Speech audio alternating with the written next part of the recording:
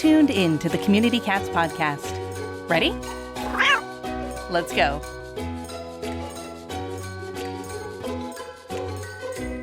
Welcome to the Community Cats podcast. I am your host, Stacy LeBaron. I've been involved helping homeless cats for over 20 years with the Merrimack River Feline Rescue Society. The goal of this podcast is to expose you to amazing people who are improving the lives of cats. I hope these interviews will help you learn how you can turn your passion for cats into action. And today we're speaking with Dr. Becky Morrow, a shelter veterinarian and professor who is very active in the animal rescue community. She founded Frankie's Friends Cat Rescue in 2010 after she cared for over 400 cats rescued from Tiger Ranch, a massive institutional hoarding facility. She's performed tens of thousands of spays and neuters and teaches high-quality, high-volume spay-neuter techniques to other veterinarians and veterinary students. Dr. Morrow is often called upon to speak on topics related to community cats and TNR and has worked with dozens of shelters and rescues in Western Pennsylvania to bring the mobile surgical unit to underserved regions. In addition to being president and medical director at Frankie's Friends, Dr. Morrow is an assistant teaching professor at Penn State University and an adjunct assistant professor at the University of Florida College of Veterinary Medicine's online shelter medicine program. Welcome to the show, Dr. Becky. Thank you so much for having me, Stacy. So first and foremost, how'd you become so passionate about cats? I have always, it's so silly, but I've always loved cats and I've had cats growing up. And once I realized that they were really not getting the care they needed and they were treated as second-class citizens, I took a bigger focus on their care after veterinary school. I didn't go to veterinary school saying, I'm going to take care of community cats. I didn't even know that was a thing, as many of us don't, until that door is opened up to us and we see these animals in need. So once I saw that world, I knew I was in the right place and this is what I need to be doing. I'm like you. I discovered community cats by just walking down the street and, seeing cats living out of dumpsters and under porches and various other things and sort of understanding. I'm walking down the street and I'm going, really, this isn't just not right. It's just there are things we can do to prevent this all from happening. So, how did you discover, though, that spay neuter was so critically important to help with our community cats? It's one thing to say, oh, I'll feed the cat, I'll put some shelter out there and take care of my first kitty I worried about was a cat named Watson. And, he's this older, gentlemanly like cat in Cambridge. And I'd put shelter out and put food out. But at that point in time, Watson may have been neutered. I didn't know at that time. But right. Where did you take it to that next step and understand how powerful spay neuter could be for community cats? It's ironic because it's not until I stopped being a vet full time that I figured these things out. I ended up going into academia and I felt like I needed to use my brain differently. And I'm a very hyper individual, as you probably can tell from all the things I do. And I found that I met two other professors that were very passionate about cats. And the one asked me about, what do you think about feral cats? And of course we used the word feral, which we don't love to use that now, but I said, I like them. What a weird question to ask your office mate the very first day. So it was meant to be. We paired up with a group that was doing high quality, high volume spay neuter to do service learning projects.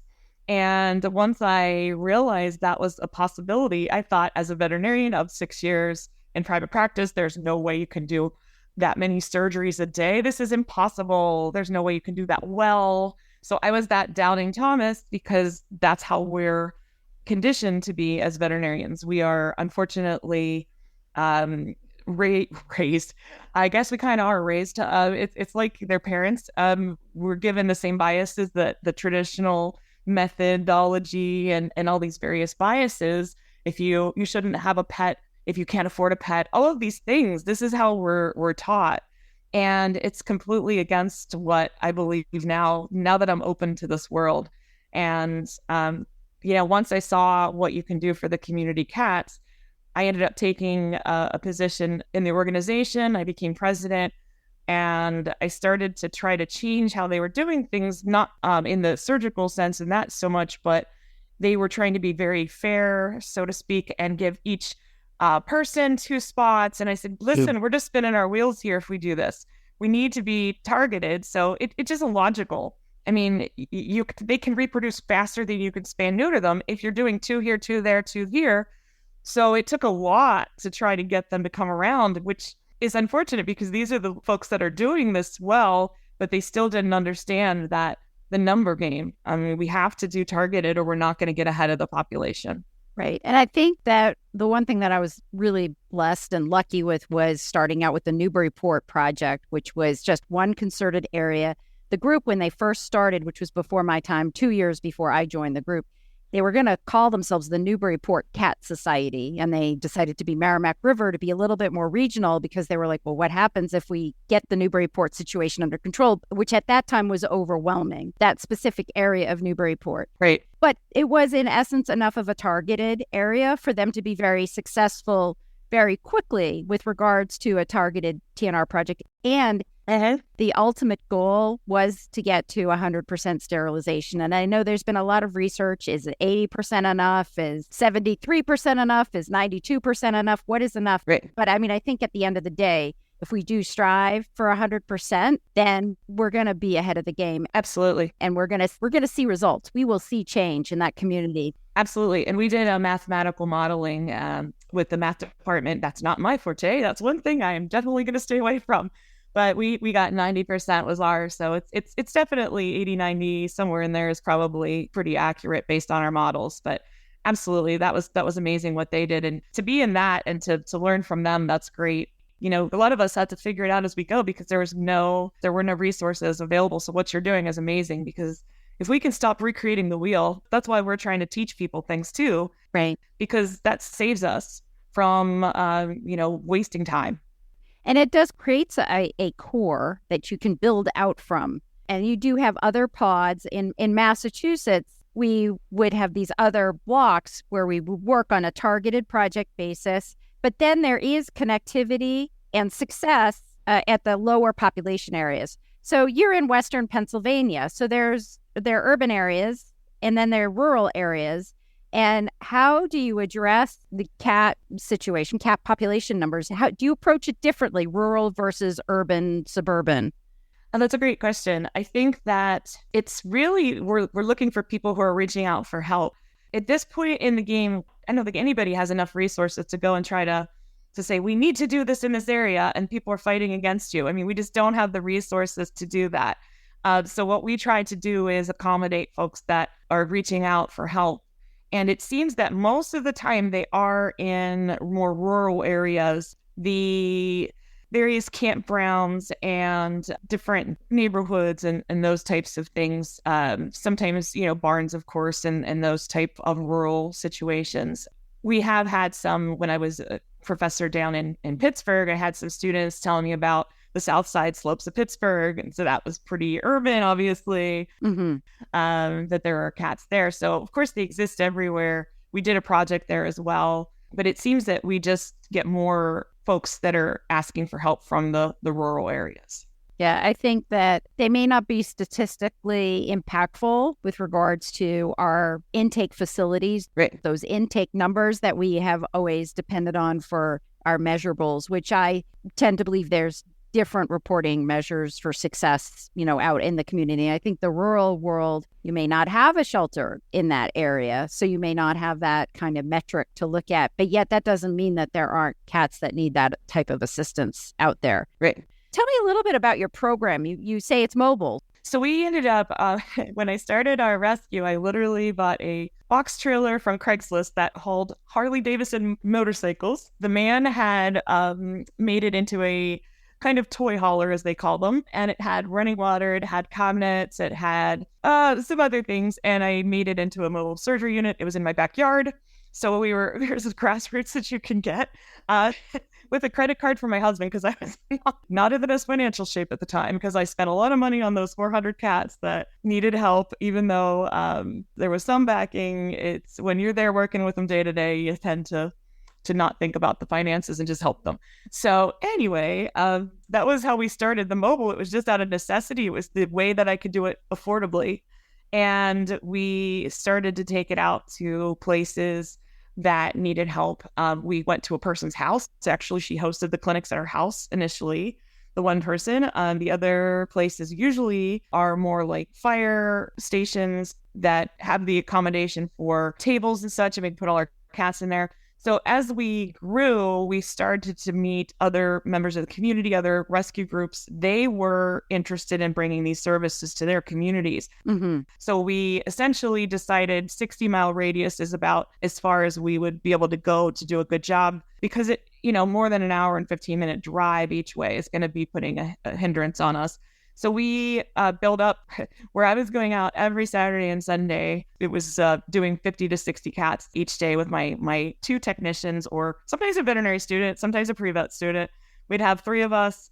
We were just doing the medical. Community partners were doing the intake, the paperwork, the rabies certificates, all of that, discharging the patients. Mm-hmm. We had a really good rapport with our community partners.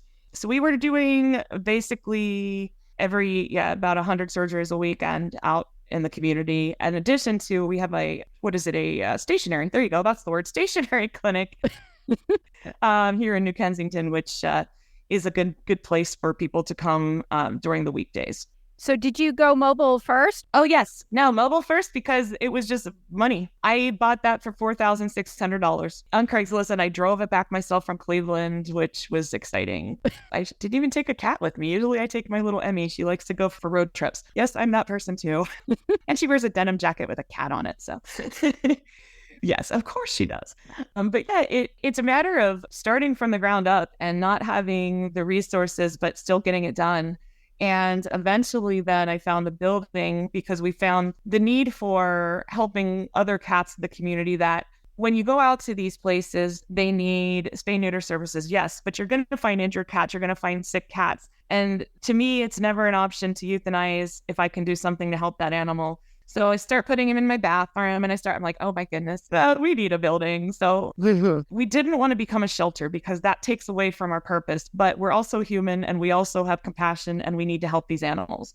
So what we are at this point is a bit of a hybrid. We are a spay neuter facility, but we have a medical rescue is what we call ourselves.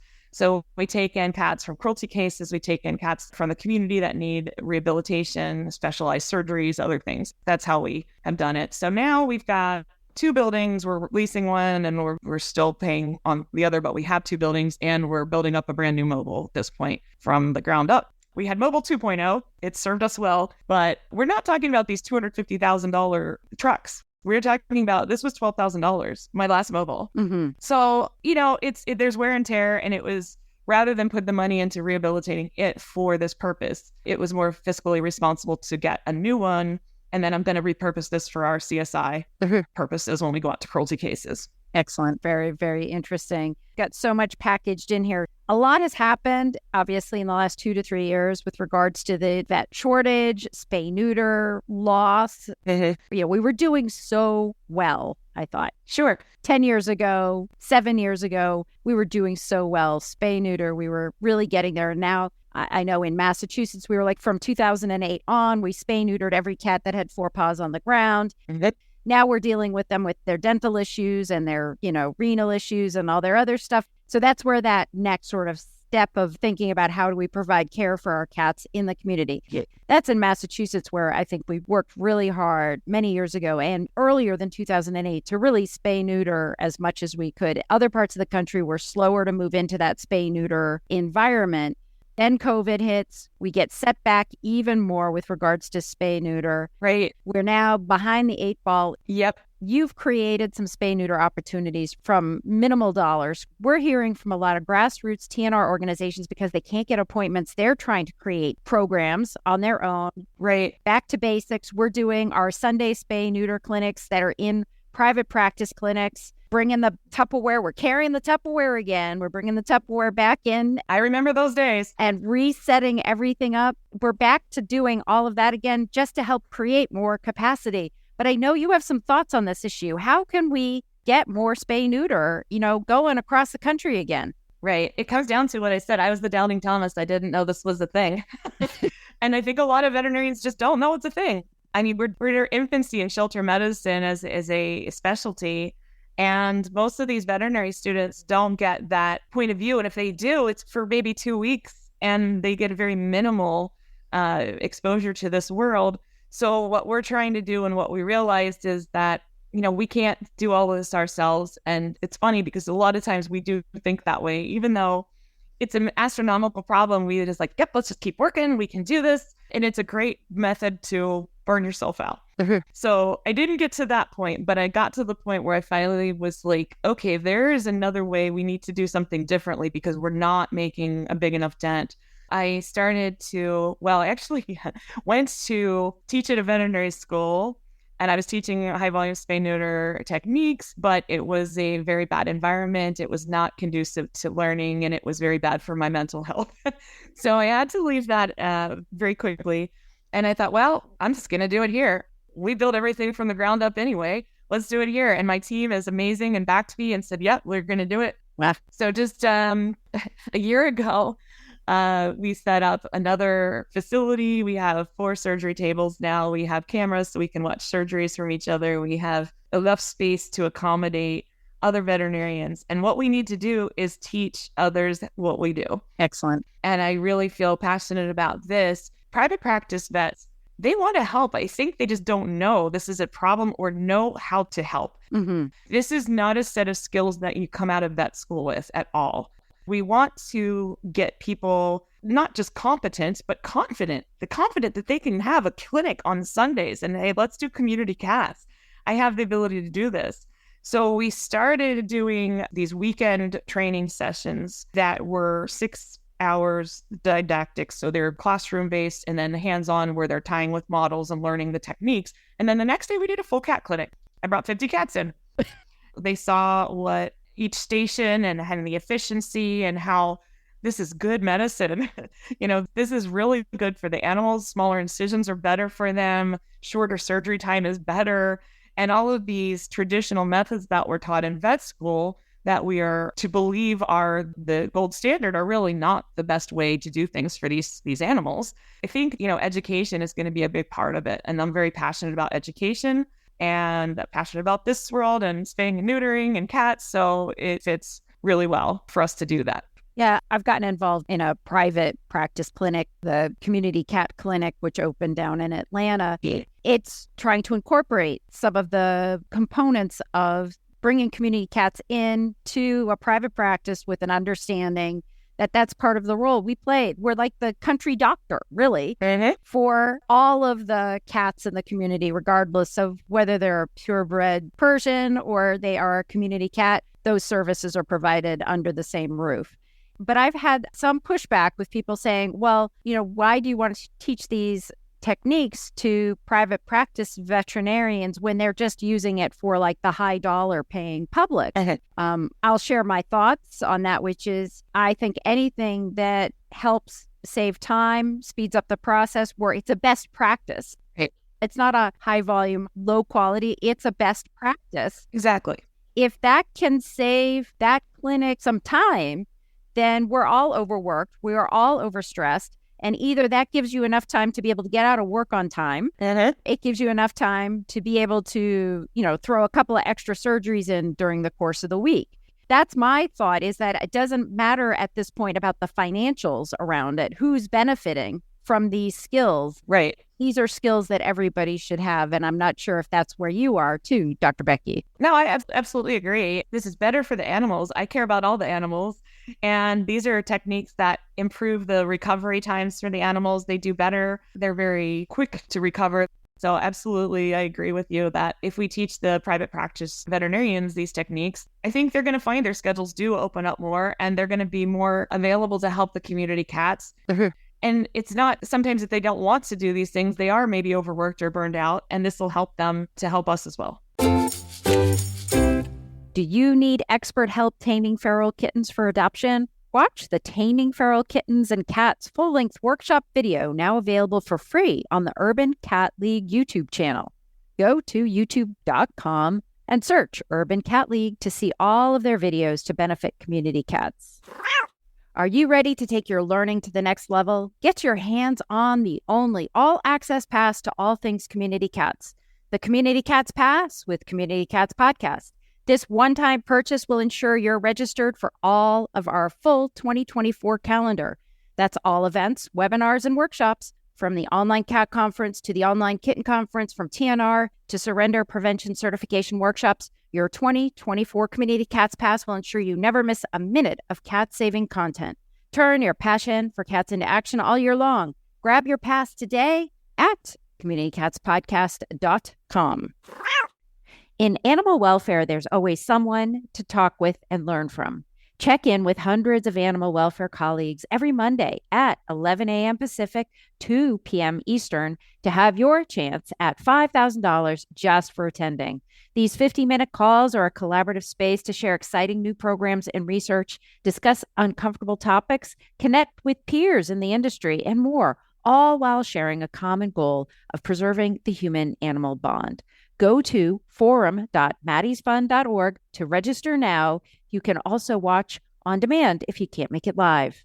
Some of the things that I've also heard about veterinarians, is sometimes that they end up doing things that aren't necessarily in their realm of responsibility. So, right. Technicians, they're veterinary technicians. We do have a shortage with technicians. Technicians want more responsibility. They want higher pay with additional responsibilities. And there may be some responsibilities that a technician could do, but veterinarians still hold on to those tasks. Do you see that happening?